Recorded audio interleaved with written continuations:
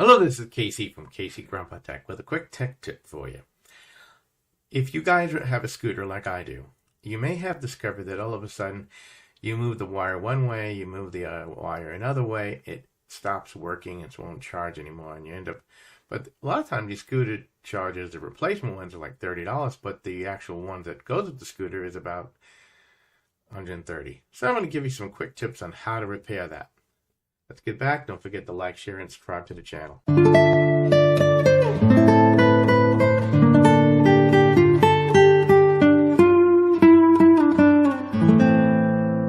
So if you're experiencing a problem where you plug it in, doesn't charge, even though it goes green, or the other problem that you might have is it doesn't charge at all, let me show you some things, and I'll get back with you on this in a minute.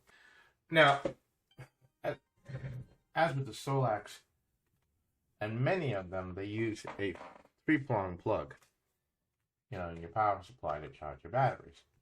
Now, all of a sudden now you're either getting it one time it doesn't charge, another time it charges, and most of the time the problem occurs in here in the connector.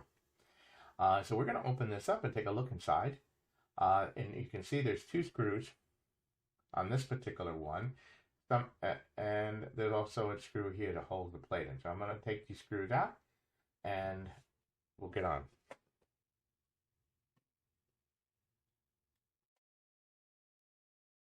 Now, you can see here, you have your 3 pins and your outer 2 pins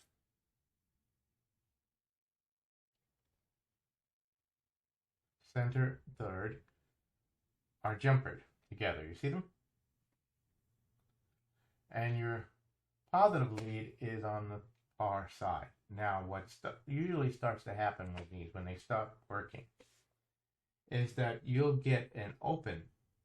Either this solder joint will get cold, will break, and you'll start to get intermittent power connection, or the wire in this cable will break. So I'm going to check with a meter and find out. But usually, it's usually right around here, where the end of the metal piece connects, right on here, because a lot of people end up pulling on the wire. So in order to repair this, you'll need a meter, and you'll need to check with it powered on and see which wire is opening, and then cut the wire back further enough and then resolder it on. I hope this has been helpful for you. You have a great day. So what you're going to find is that on your inexpensive replacements, instead of having both pins jumpered, they'll only go to the outer pin. And the problem with, of course, your $29 replacement ones for your charger, that cold solder joint, as you keep pulling on the wire, will usually crack and break.